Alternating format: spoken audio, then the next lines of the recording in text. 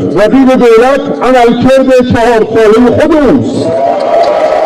বিমান দুর্ঘটনায় নিহত হয়েছেন ইরানের প্রেসিডেন্ট ইব্রাহিম রইসি ও পররাষ্ট্রমন্ত্রী আমির আবদুল্লাহিয়ান।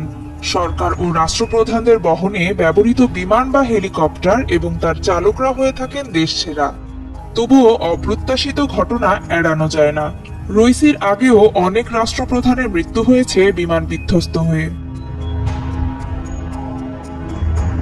রইসির আগে বিমান দুর্ঘটনায় নিহত হওয়া রাষ্ট্রপ্রধান হলেন পোল্যান্ডের লেখ কাচিনস্কি। 2010 সালের 10 এপ্রিল রাশিয়ার সোলেনস্কের দুর্ঘটনায় শিকার হয় টুপোলেভ 154M বিমান।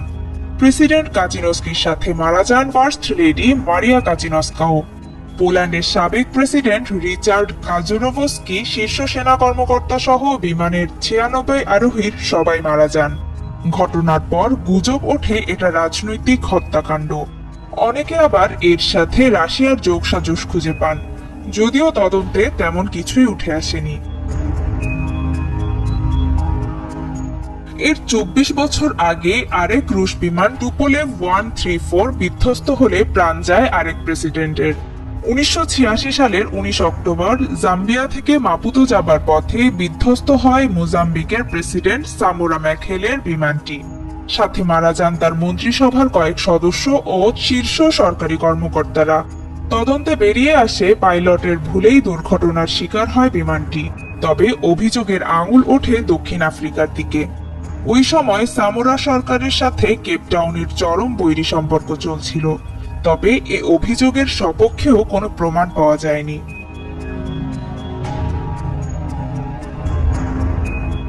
1988 সালের 17 আগস্ট বাহাওয়ালপুরে এক অনুষ্ঠান শেষে ফিরছিলেন পাকিস্তানের প্রেসিডেন্ট মোহাম্মদ জিয়াউল হক। সাথে ছিলেন মার্কিন রাষ্ট্রদূত আর্নাল্ড রাফেল ও শীর্ষ সেনা কর্মকর্তারা। C-130 বিমানটি আকাশে ওড়ার 3 মিনিটের মাথায় মাটিতে আছড়ে পড়ে। মারা যান জিয়াউল হক আর রাফেল সহ বিমানের সকল আরোহী।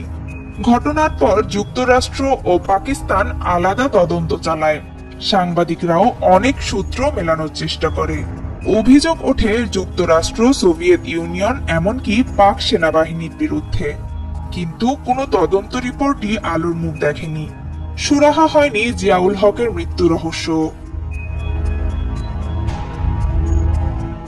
1994 সালের 6 এপ্রিল তানজানিয়ার এক আঞ্চলিক সম্মেলন শেষে রুয়ান্ডা ফিরছিলেন প্রেসিডেন্ট জুভেনাল হাবিয়ারিমানা।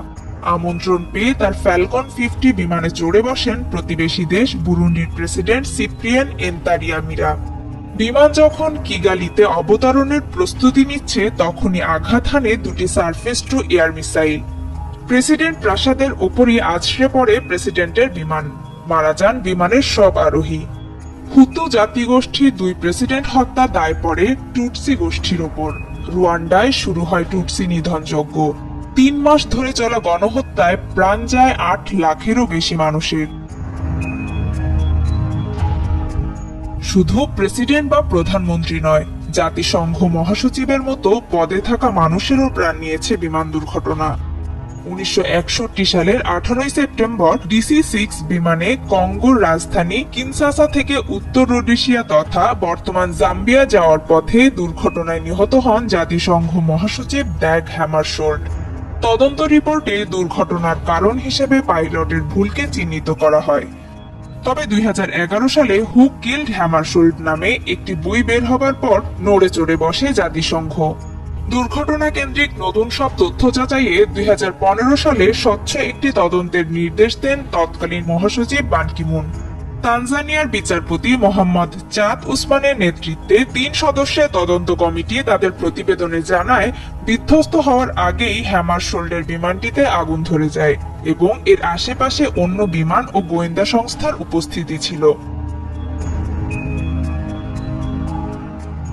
সব দুর্ঘটনায় কিছু ক্ষত রেখে যায়, কিন্তু রাষ্ট্রপ্রধান বা গুরুত্বপূর্ণ কোনো ব্যক্তি যখন দুর্ঘটনায় মারা যায়, তখন তা জন্ম দেয় অনেক রহস্যের, যে রহস্য নিয়ে জল্পনা কল্পনা চলতে থাকে বছরের পর বছর।